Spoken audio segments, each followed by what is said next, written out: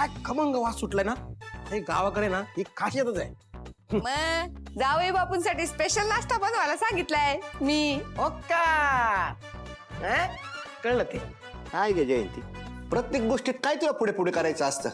अरे तोंडाचा पट्टा बंद कर.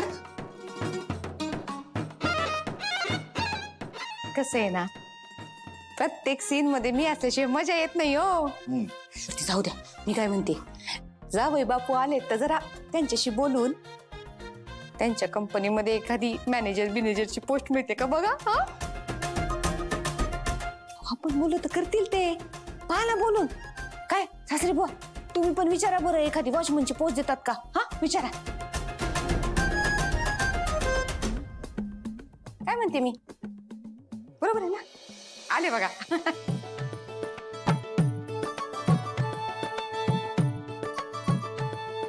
बाहेर गेला होतास?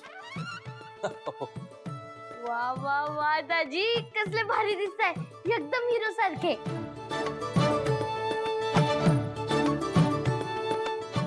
आओ, जा बाहेरचं डायनिंग घेऊन या. अहो डायनिंग टेबल ते आणलंय ना, आणा. टेबल? हा, तुम्हाला सवय असेल ना टेबलवर बसून नाश्ता करायची, म्हणून जरा शेजारून ना एक टेबल आणि 4 वेगवेगळ्या रंगाच्या खुर्च्या घेऊन आले. नाही कशाला, आपण काल जसं खाली बसलो होतो जेवायला तसं बसलो, निवांत जेवता येतं.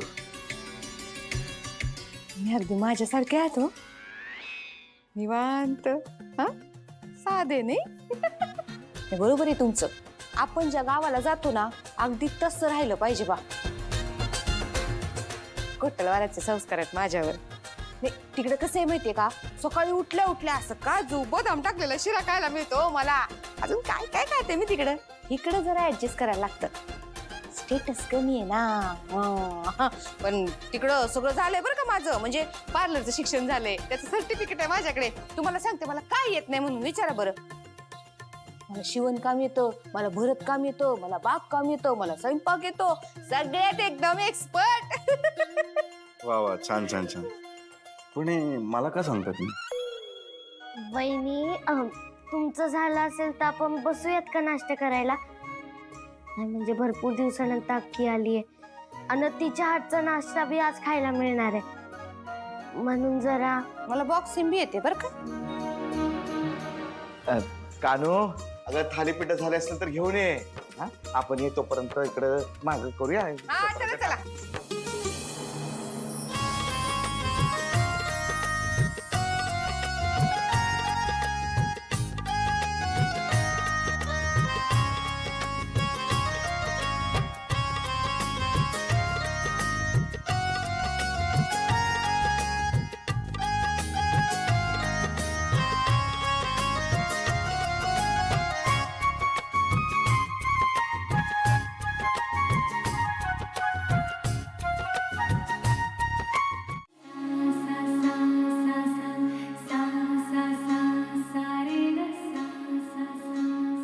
माझे माहेर पंढरी, माझे सासर पंढरी, माझे माहेर पंढरी, माझे सासर पंढरी.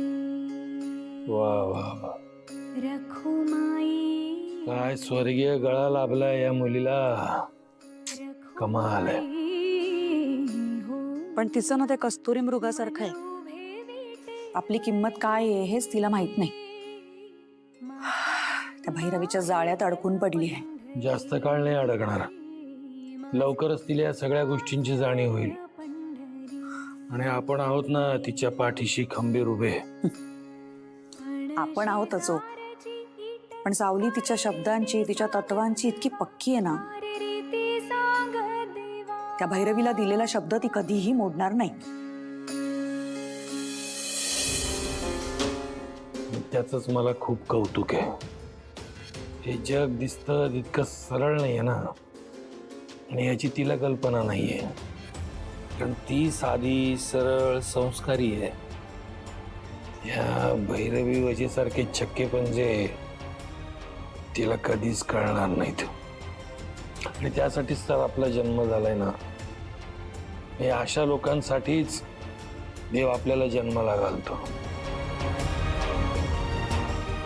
त्या भैरवी वजेच्या कचाट्यातनं मी माझ्या लेकराला नक्की सोडवणार, हा या जगन्नाथचा शब्द आहे.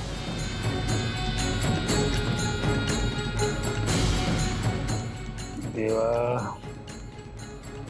तुमच्या त्या भोळ्या भक्तावर लक्ष ठेवा, अगदी बारीक लक्ष ठेवा.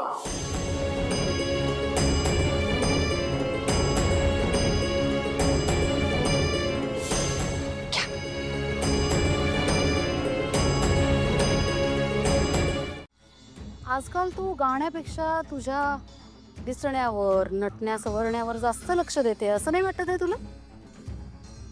एवढं लक्ष जर गाण्यावर दिलं असतंस ना, तर त्या सावलीचे पाय धरायची वेळ आली नसती आपल्यावर. अगं मम्मा, मला त्या गाण्यात ना इंटरेस्टच नाहीये आणि तिच्यासारखं गाणं माझ्या हातात नाहीये. अच्छा, म्हणून मग छान दिसून ती कसर पुरी करायचा प्रयत्न करतेस? हा तारा, मांजर असते ना, मांजर, ती डोळे बंद करून दूध पित असते आणि तिला असं वाटत असतं की जगाला दिसतच नाहीये की ती दूध पितीये. पण जगाचं बारीक लक्ष असतं हं तिच्यावर, आणि त्यात तुझ्या मम्माचं अजूनच बारीक लक्ष असतं बरं का. तारा, असं काही नाहीये ना